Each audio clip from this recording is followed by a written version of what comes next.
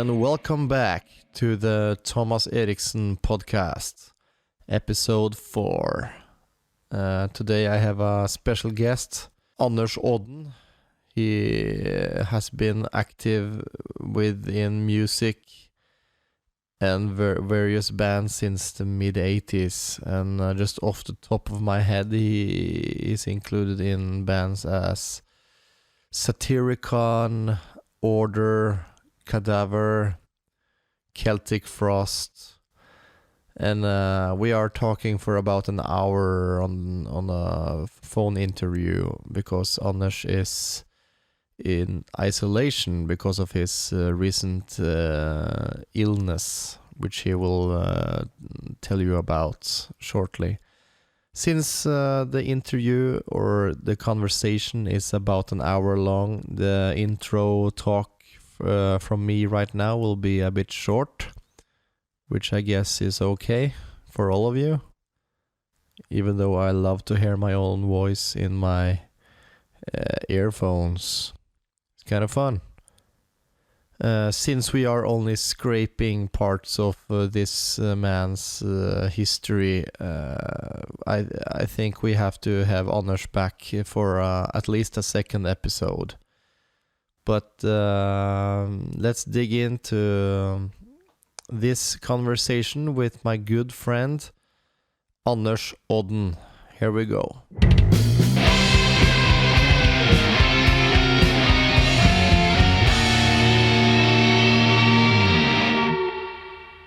All right, we are here.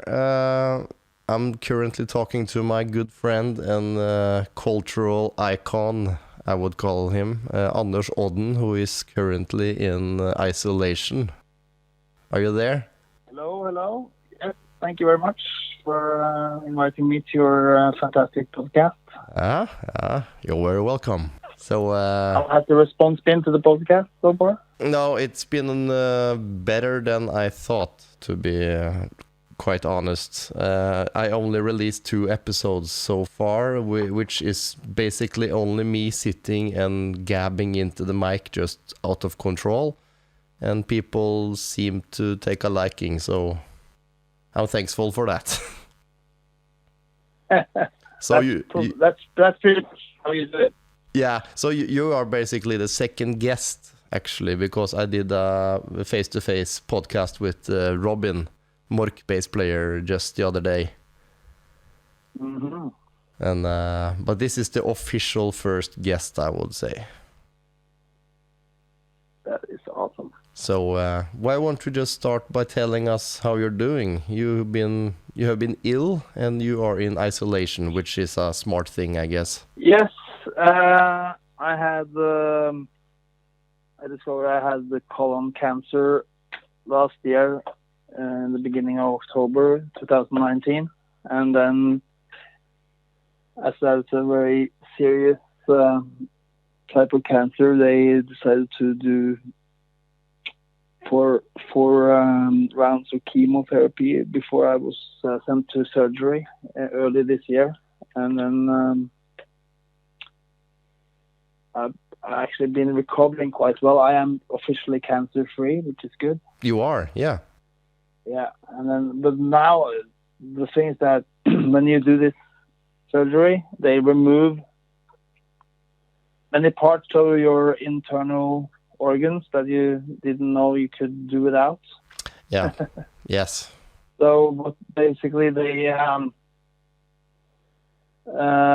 because they cut out so much internal stuff, they are sending me through chemotherapy again to be sure that all the cancer is really gone. So I'm currently in the middle of the treatment post-surgery, so I'll be done by the end of May. So I have been doing what everybody in the whole world is doing right now since I started doing chemo, because when you're doing chemo, your immune system goes down, and you have to be careful about all kinds of illnesses. Just normal coughs could be really serious. So if I catch anything at all, I will have to postpone the treatment. So I really want to do this all the way and get out on the other side without any problems. So when this pandemic was on the move earlier this year, I was already in hospital, and I wasn't as surprised as everybody else because I've been very, very on the alert, so to speak, all the time because of this condition. So obviously, when everybody else realized that this has to be done, I was kind of prepared. So that's good for me. Come May, you will be clean of the cancer and have a clean bill of health, I suppose. Yes, hopefully. And another thing is that because I was in hospital for almost three weeks, I lost a lot of weight, basically muscle. So I'm building my, all my strength. It's slightly moving upwards again. I'm walking in the forest a couple of hours every second day, and then I'm doing other workout sessions, and I'm practicing guitar and recording new ideas and songs. Basically, keeping myself busy and active, both with music and for the body and the mind. So that's very healthy in the situation I am. You're in a kind of lucky situation as well, as you are isolated in your own studio at a farm.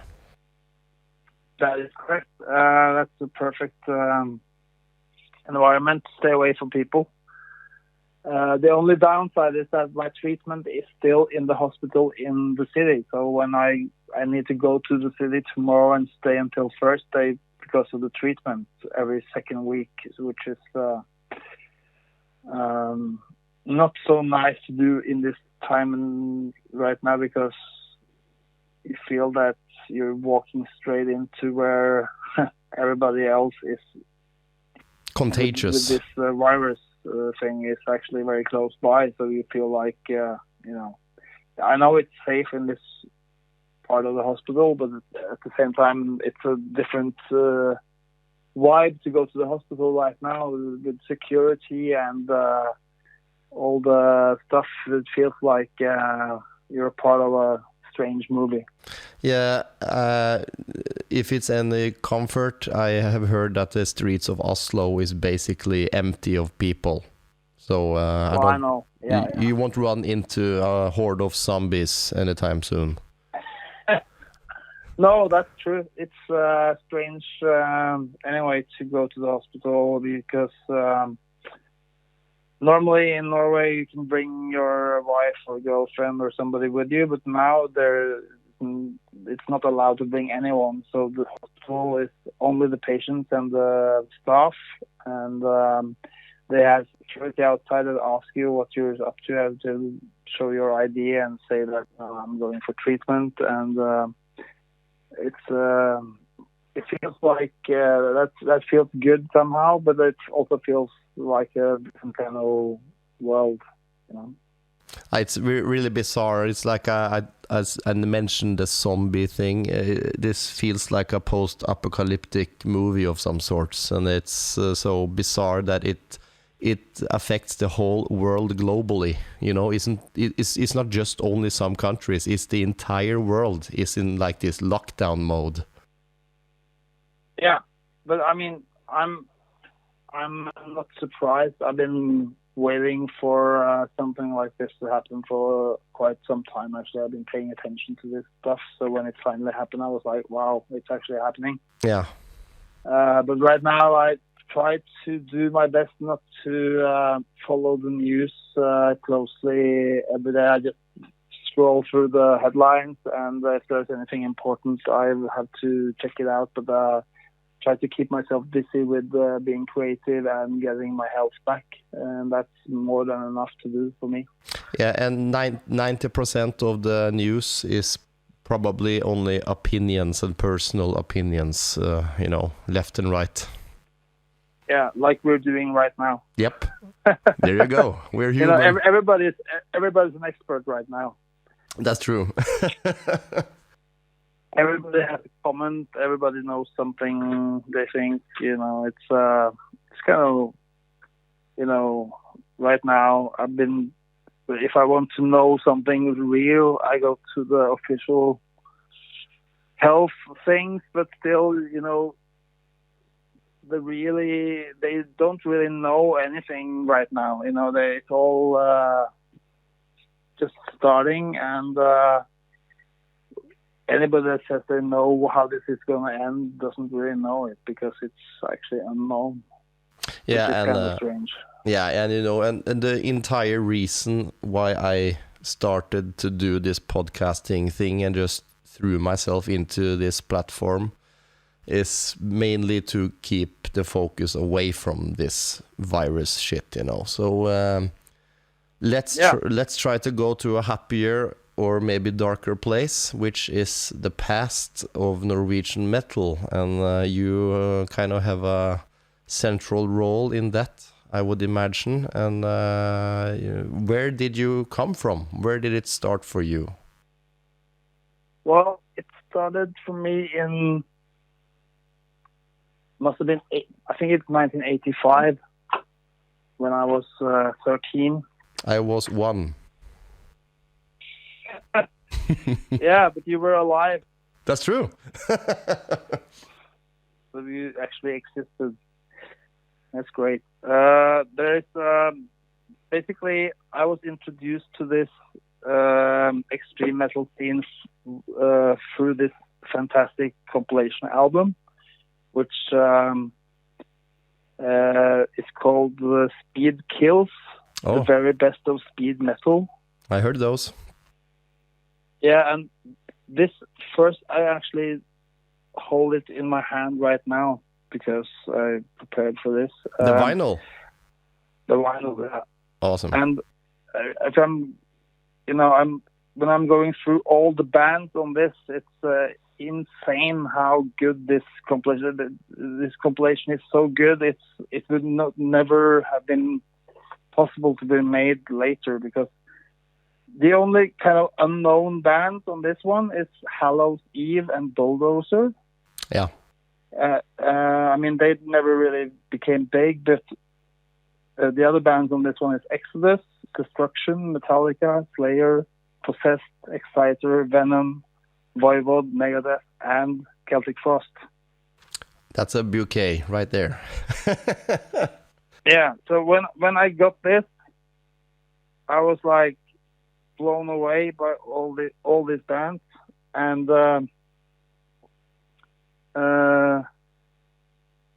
it just opened up a total new door to a different kind of metal music, and I knew immediately that this was for me, and from that moment on, I never looked back, really. I was like, I tried to figure out how to get the albums from all these bands, basically. And because all this fantastic lineup, so to speak, on this album, I got to, dug deep into all these bands at the time, So I was listening to Hello 8 with Slayer before Rain in Blood came out, So I was prepared for Rain in Blood. Yeah. For instance, I was listening to, the song from Metallica on this one is Fight Fire with Fire from Ride Lightning. So the next year when Metallica released Master of Puppets, I got that on the day of the release, and when they played in Oslo the very first time in '86, I was at the show. I was the first extreme metal show I was watching live. That was with Anthrax as a support band and Metallica. That's kind of ground zero for Norwegian metal, that one at Skedsmohallen in '86. Yeah, that was... I remember in '86 there was these radio shows in Oslo and the local radio stations, and we could hear them out where we I don't think they could hear it out where you live, but where I live, we could hear the Oslo stations at the time because they had strong signals. Yeah. And because pirate radio kind of was brand new, that was the local radio was the internet of the 80s, you know. Yeah. So they had this metal programs from 12 onwards at night on Wednesdays. So I was listening to this metal show from 12 till 2, I think 2 hours of metal. So I was taping these shows all the time. And one day, there was a band at this show, and that band was Mayhem. Oh, wow. And they presented their newest demo tape, Pure Fucking Armageddon, and they had with them lots of records and cassettes, so they basically took over the whole radio show and played all these bands I never heard before, like Bathory and Sodom and Sepultura and Sarcophago, Creator, so basically, all this stuff. Mayhem went on to that radio show with their very first demo, and they were DJs and hosting. Yeah. And it was just mind blowing. So I was paying attention to the fact that they tried to hide their own names. They have these mysterious names like Necro Butcher and Euronymous and Mannheim, and yeah, I was like, you know, who are these people? You know, I knew they told some the show host that they were from Ski, just outside Oslo, and the next week somebody called in to the show and said he was the brother of the guitarist from Mayhem, and I noticed that his name was Årseth. Yeah. So back then I was like really paying attention to details. So I was going through the phone book. It sounds like I'm really old, which I am. You know, back in the day, there was like this thick book, phone book. Jurassic. So I found out that in Ski there was one Årseth family. And I just called that number, and Euronymous picks up the phone. So it's basically stalking him. When was this? 80? Was this before 86. Death Crush? Yeah. It's 86. So and I started to write letters with him, and he taught me everything about the underground scene, the tape trading and everything. I still have those letters, which is incredible, you know. And I started my own band. I copied everything from them, you know, because they were the only band in Norway at the time doing this thing. So I was like mesmerized by them, and I managed to convince my father to drive me to the rehearsal place for Mayhem. Awesome. And Trogstad? No. This is before Dead was in the band. This was even before Maniac was there. So it was just the trio with Necro Butcher and Euronymous and Mannheim. And I was in the rehearsal room listening to them playing Celtic Frost covers and their own songs. I was just like blown away by this band, you know, just watching Mayhem in the rehearsal room, loud as fuck. I didn't have any earplugs, so I was, you know, they played so loud. I was like, wow, you know. Awesome. And I went to Necro Butcher's apartment. I remember being in his childhood room in Vevelstad, and he had the biggest Venom collection I ever seen. I think he had like 50 Venom records in '86. Wow. Different editions and singles and EPs and all kinds of things. That was very impressive. I was just like 13, 14 years old, and they were like 18. You know, we were all kids. So I was like this snotty little kid, just they hang trying around to figure out what to do. Hang around. Yeah. But you mentioned that Mayhem inspired you to make music on your own, extreme music. Which band was this? My very first extreme metal band was called Slaught. like Slaughter, but like you did in Mork at Morken. Oh yeah, there you go. Yeah. So, but I just found these guys at school. There was this huge guy who had a drum kit, so I convinced him to join the band as a drummer. And there was a friend of mine in the class. He was kind of, I don't think he was really into that kind of music, but he had the bass. He was the bass player, and there was this fourth guy who was kind of a wild child who was doing vocals. And I was writing all the songs. I actually had that tape somewhere. I should try to probably listen to it and see what it sounds like now. I know Mayhem actually, when they got the tape, they thought this was a joke, and they hated it because it was really bad. I mean, we were like fucking 14, 15, 16-year-old kids, so how good could we be, Maybe we should have... But did you basically try to copy and emulate the Mayhem riffs, or did you go to their inspirations? No, I just tried to...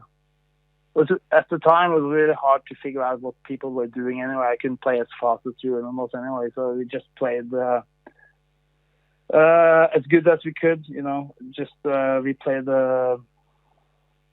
black metal, the cover from Venom, and we made some our own songs on our own, but I don't remember right now what they were called, actually. Evil sounding riffs, I suppose.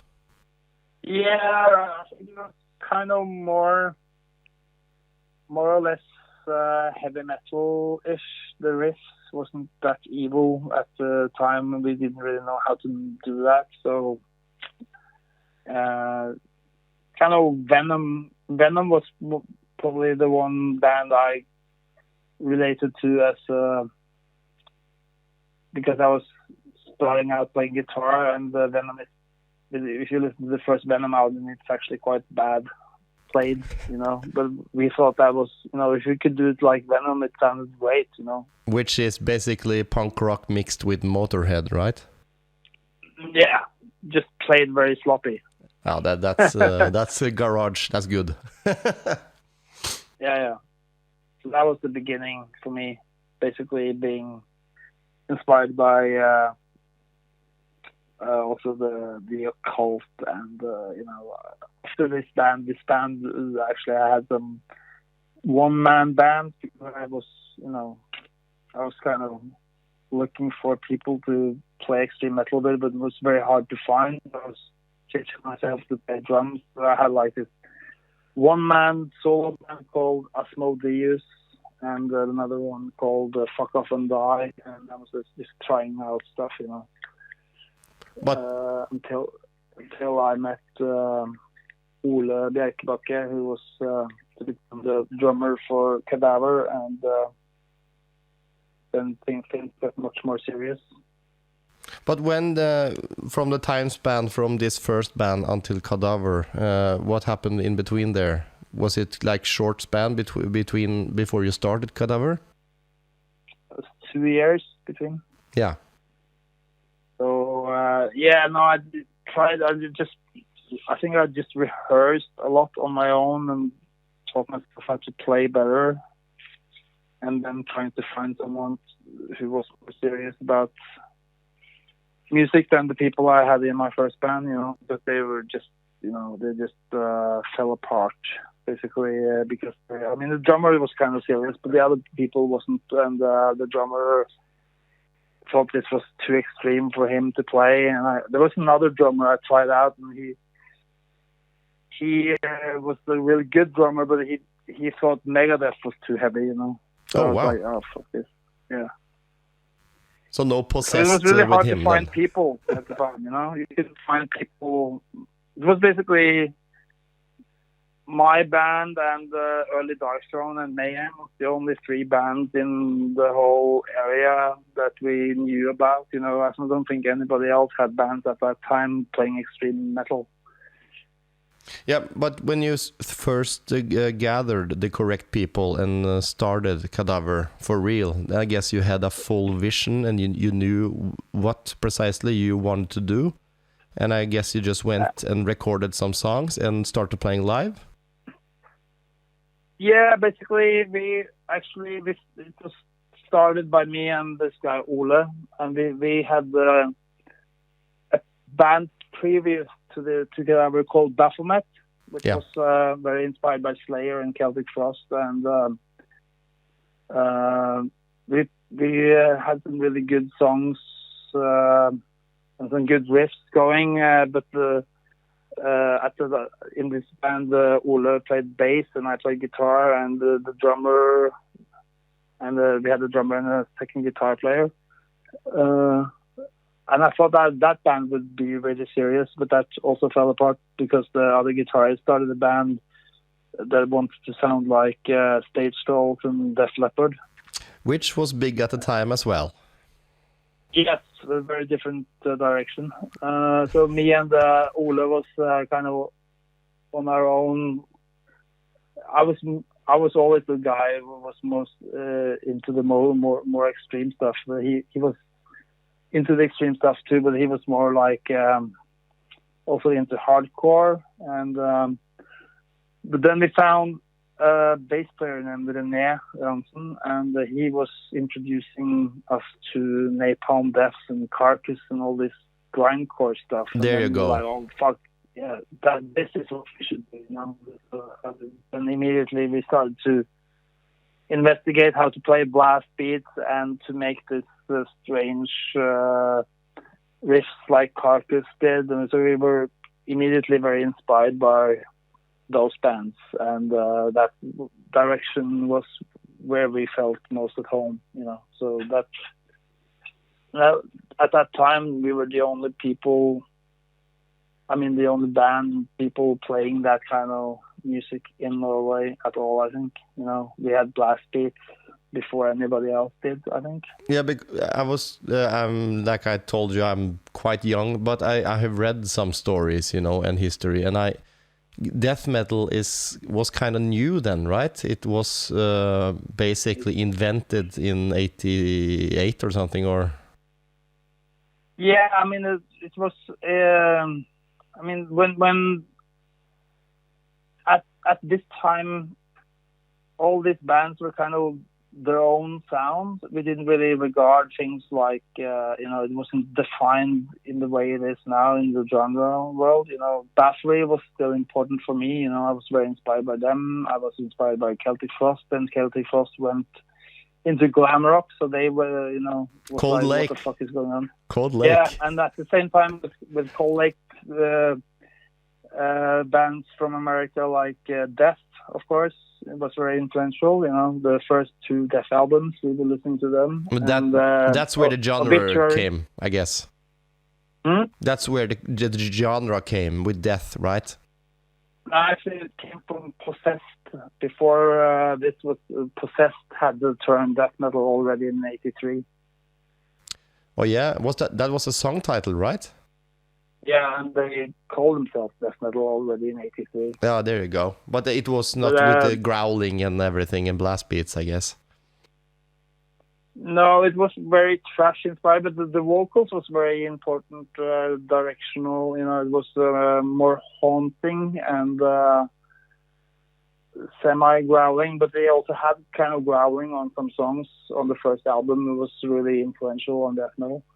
But when Death came, and then of course Obituary took the vocals even more extreme, and then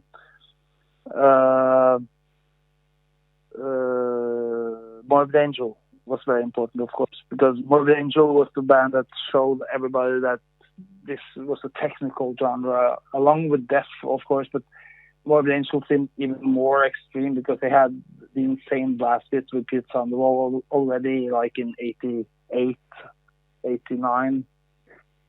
So the genre was kind of in the making, and anybody contributing were just doing their own thing, basically, you know. And I've read somewhere that Morbid Angel, when they came to Oslo, also was quite an important event. Oh yeah, I was there. I was there all day. Like with Mayhem, I stalked Morbid Angel. I went to the venue in the middle of the day and hang out until the band came, and I saw the sound check, and I was like, mesmerized by this band. They were so good at the time. It was really incredible. They were very influential on everybody in Norway, for sure. Because they had the mixture of, they were a death metal band, but they had the whole occult thing, and they had the really evil sounding, strangest riffs ever. And I was very, very inspired by them, and I still am. I think Morbid Angel is, for me, one of the most important inspirational things to make weird sounding evil shit. That's Morbid Angel for me. Yeah, completely. And following this, you released, I can see now on the Metal Archives here, that you released 3 full-length albums with Cadaver. Mm-hmm. And there was a Now we're doing a 4th, Yeah, you are. I have already heard it. I think I heard it before it was mixed. Is that correct? Yes, that's true. I didn't know if you heard all the songs, actually, because I didn't have all the songs at that time. No, there were a few, and you showed me that those guest appearances recorded with a telephone in a back alley in LA and such. Yeah. I'm really looking forward to that, man, and I hope you will get it together soon and get it out there, Yeah, actually, right now I got this email from the record label with the first edition of a new visualizer video for the first. We are going to do a digital EP in April. Yeah. Because of the situation, we Yes. were supposed to do a single and another single on the album, but now we're doing this digital EP with songs which will not be on the album, like in the good old days. Just did the EP and then the album was different. So that's what's going on. The 17th of April. But those songs, were they recorded during the album sessions? Yes. Because you flew to LA, because now you have teamed up with Dirk. Yeah, we just skipped we just went to 1991 and then we jumped to 2019. Yes. Which is basically the reunion of the band. Yes, I finally found another kindred spirit with Dirk, and he was, I met him first time in 2014, and he was doing session live works for Satyricon on the 70,000 tons of metal cruise ship tour. So he did play for Satyricon. I didn't know that. No, he did 2 shows with Satyricon because he was there with the soil work already, and Frost didn't get the visa to America, so we had to find someone to fill in for Frost. And because there was 40 extreme metal bands on the ship, we could, had to go through the list and look for drummers who could possibly do this job. And we soon found out that he was the best candidate, and he really delivered. He learned all those songs. We had one rehearsal and then bang on the wow, onto playing a show. Yeah. He is, yeah. It's an insane drummer, basically. Yeah, he's very focused and he's really serious. That's the first thing you learn when you meet the guy. Yeah. And the nicest guy in the world as well. Oh, yeah, for sure. He's the reason why I do this now again, because he was such a big fan and he wanted to get my songs and do drums, and I sent him lots of riffs, and he just blew my mind. So I was like, okay, let's do an album, Now we have recorded and mixed 13 songs for this new EP and the album, 3 songs for the EP, 10 for the album, and then right now we're actually making more. We have demos enough for another album before this one is out now, so it's very creative to work with him. Awesome. It's like the good old days. But let's hope this epidemic will go to rest soon, so you can get together and do some more recording and continue to do some shows. Of course. plan. But right now nobody knows what's going on with anything. But at least we will have this digital EP release, and it will be a physical vinyl EP with a fourth song from the live session we did in Kolbotn, possibly later on, and then the album in the autumn. Are you referring to the Hellbotn festival gig? Yep. That was recorded? Yeah, we recorded everything. Yeah. That's we actually shared the stage with Cadaver that day with Mork, and that was also the first gig for I don't know how many years. 15 years. And that was a great gig too. I really enjoyed it because I have never seen Cadaver before, obviously. And how did you feel about getting back on stage and actually standing in the center and singing for once? Oh yeah, I had been doing that with a different project for a long time, some years ago, so I wasn't that unfamiliar with it. If I hadn't been doing that, I don't know if I, would have done it like this. But you know how it is to learn your own songs on guitar and singing at the same time. Yeah, but I do that all the time, so I'm kind of used to it, But you have never been the main vocalist in Cadaver, This is like it's a new era and a new position for you, I guess. That is true. So I was really very not nervous, but in a good way, because I had prepared well. I thought that you never know what's going to happen, but when you have a drummer like Dirk in your back, it's very inspiring to play anything, because he's such a fantastic drummer. So if you have the best drummer you can imagine, you can probably get away with a lot of shit. And and his personality is a gift as well, because he's really enthusiastic and positive. Not that is particularly metal, but it's a really good feature to have to your personality and line up in band, obviously. Yeah, totally. I mean, he's such a good vibe and such a solid musician. So if I fuck up something, I think, you always fuck up something when you play live. It's live. So, but you can kind of get away with slight mistakes and whatever you do. But as long as you feel confident that the band sounds good, it just feels good to play anyway, Yeah, he's your backbone, and he will be tight and keep the whole thing together anyways. Yes, always. I need to get him on here sometime. I should give him a call. Yes, he will probably. Yes, he's also sitting at home playing drums. Yeah, I know. I texted him the other day, and he's, everyone is stricken with this shit right now. Yeah, that's the unique situation right now. Is that everybody, for the first time in the history of that we can remember, everybody is doing the same thing at the same time in the whole world. Yeah, true. And as I see it, I think it's important to use this time to be creative, just like you and I are. You are working on new material and you are building your body. And I am doing this podcast thing, which I have no clue about, but I'm trying, and I'm also doing music, It's a perfect opportunity to just focus on your craft and just abilities to create.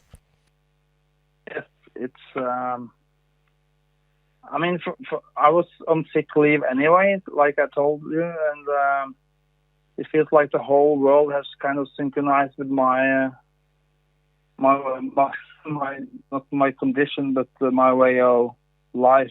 Yeah, which is kind of weird, but I really think that this is gonna change the world that we knew. Will never come back the same way. Oh, really? Yeah, I think there will be changes in the way things are done, and some things will be different from now on. Yeah, I'm pretty sure. It's hard to tell. I do not know anything. It's day by day, Well, you know. We will see. Yeah.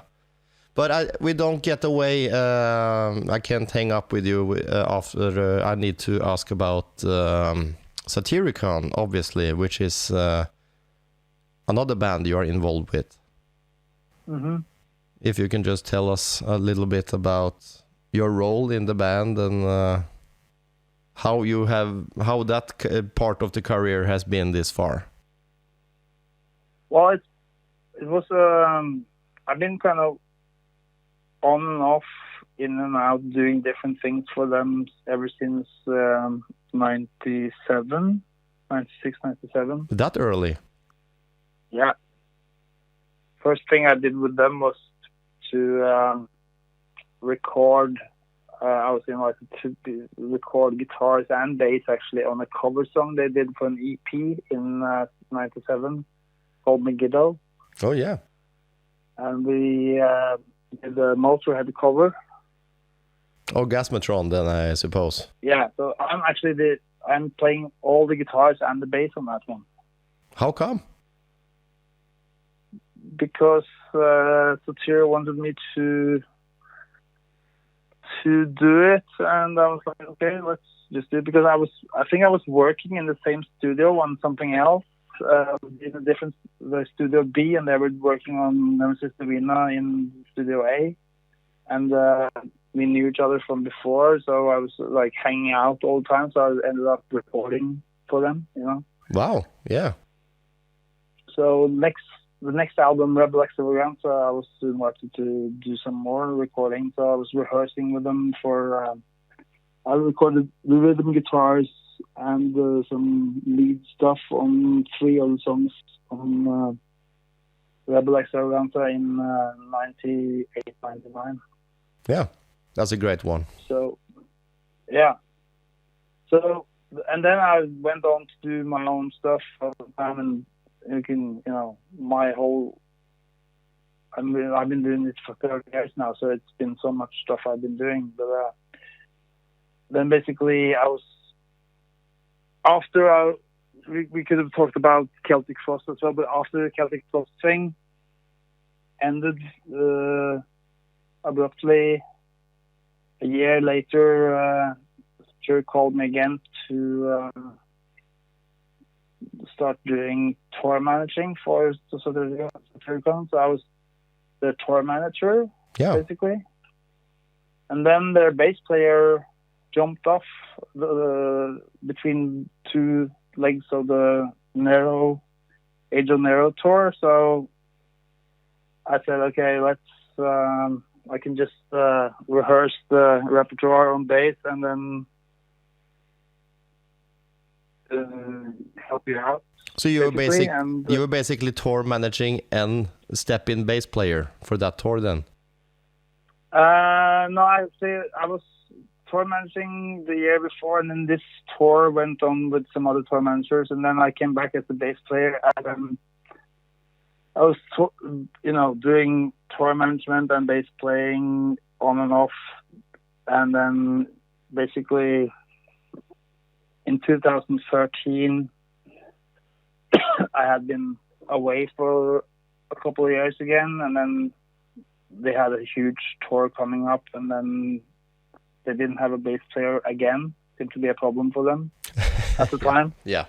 So I was like, okay, let's just do this. So I joined them in 2013. I've been their permanent bass bassist player all the time. And I'm not tour managing all the time, but basically on festivals I've been doing that a lot, and some tours we had some other people. But the latest album, I actually ended up working a lot on this album called Deep Calls Upon Deep. Yeah. So on that album, I actually play most of the bass and most of the rhythm guitars, 90% guitars, 90% bass, and then Satyr's, of course, playing more guitars and leads and stuff. It was kind of 50-50, I guess. A lot of that was recorded at your own studio too, wasn't it? No, it was written in the studio. It was recorded somewhere. It was demoed in your studio out in Tom. Yeah, not everything. But a lot of it was recorded in the studio or in a different rehearsal studio in Oslo, and it was a very long process because in the middle of that process, Satyricon got this illness with a brain tumor. Yeah. And everything was standing still for half a year or even more, I think. I remember when we actually got to know each other. It was through Mork and Order, and I recall sitting backstage in Lillehammer and listening back to those early Satyricon demos for that album, actually. Oh yeah, did I say that? Sorry, I don't remember that. Yeah, we listened to quite a lot of it, actually. Okay, yeah. And I suppose that Order project was mainly because you had the time off, I guess, because of the illness of Satyr. No, actually, that's a very different story. This is going to be a long podcast. Yeah, I figured that we could go on for a couple more minutes, and I can always have you back if you are open for it. You know, you have such a big. No, I mean the whole thing with Order was started in 2013 because at that time I was working on what was never to become a movie project about the early scene in Norway in the Norwegian version of, this scene, like a fiction about the scene. Okay. And then we were thinking about how should we, we should make some original music for this with people from the era. So I was talking to the first Mayhem drummer Mannheim and the first Mayhem singer Messiah and the first Cadaver bass player René, and we decided to mix the first lineups of Cadaver and Mayhem together in a new band to see how that felt like, and we just started to jam and play all these old cover songs. And on rehearsal number 2 or 3 we started to make our own music, and it suddenly became like a project that we all liked to do, regardless of that initial movie idea, which never happened anyway. So we just moved on and had a lot of fun just playing this old stuff, old kind of style, old metal. Yeah, I remember when we first got together. I think we both of us had our first shows in Norway together, actually, in Halden. Is that correct? Yeah. Oh, yeah. So that was your first show as well? Yeah, our first. The thing is, Anders, is that I know that Order actually debuted in Poland. Yeah. And the same goes for Mork, actually. Our first show was in Olsztyn in Poland. Oh, really? So we the first show on Norwegian soil, which was actually at Feel Good in Halden, and I remember when I first met all of you guys with Mannheim and Messiah and everything. It was quite special to be standing at the sound check and listening to those guys playing those old songs, because that's historical. Yeah. That's I didn't really know that this was your first show in Norway. Maybe you said it at the time, but I can't remember right now. It's already, is it 4 years ago or 5 years ago? Yeah, it was in early 2016. This. Yeah. It's already 4 years. Time flies, man. Back in the 80s, 4 years would be like 15 years now. Yep, there you go. You need to hold on, Yeah, the whole career of 58 till 93 is like 4.5 years, and we did. I remember it being such a long time, doing this all the time. But now 4 or 5 years just flies by like nothing. Yeah, it's nothing, and it's kind of sad. But it's kind of weird. You are a bit older than me, but I actually experience it the same way you're talking about it now, and I'm even younger than you. The years just fly by. Was there something in the air in the 80s and early 90s? I don't know. I think I read somewhere that what happens is that when you're young, everything is new. Everything you experience is new, so you just feel like it's taking much longer time to digest or whatever, and then when things are repeating, they kind of just fly by more often. It's just like that movie with Adam Sandler, Click. Have you seen that one? Which one? The Click, where he gets this remote control who kind of controls his life, and he's fast forwarding all the boring parts, and all of a sudden he's an old guy dying. Oh yeah. Autopilot. Exactly.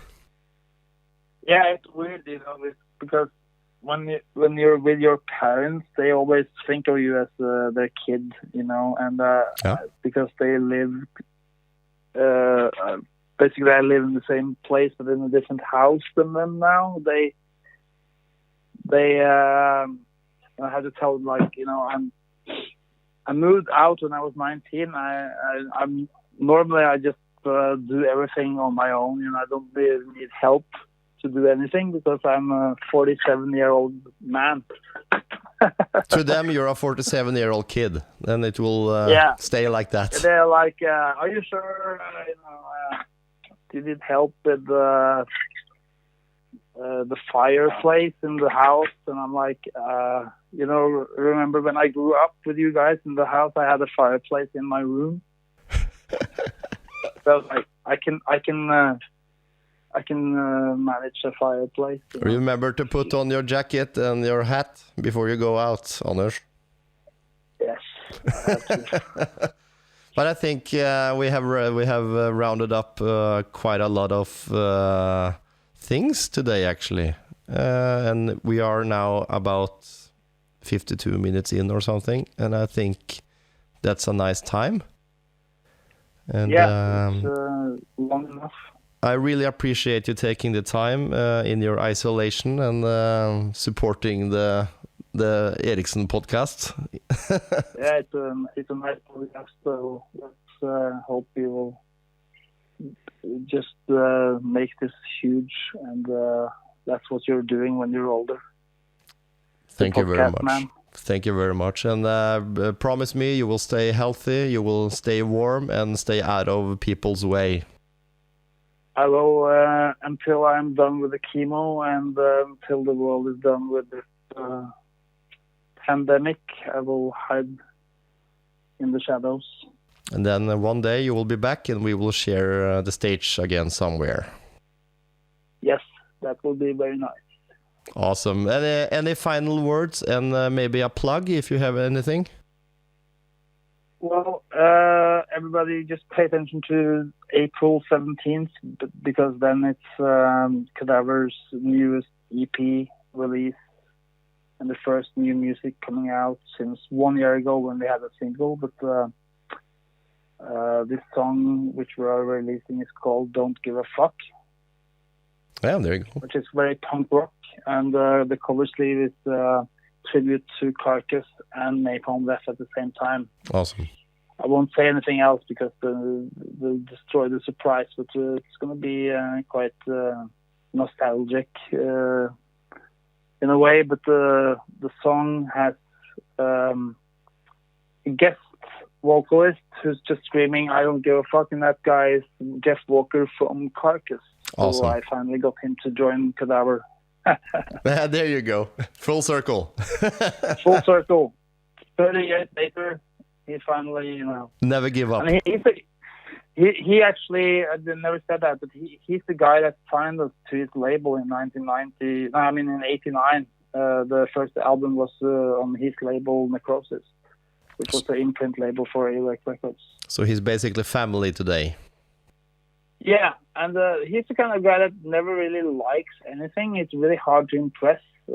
Always been. I never really knew that at the time, but if I send him something and he says it's really good, I'm like, wow. Then he has to, he never says that to anything.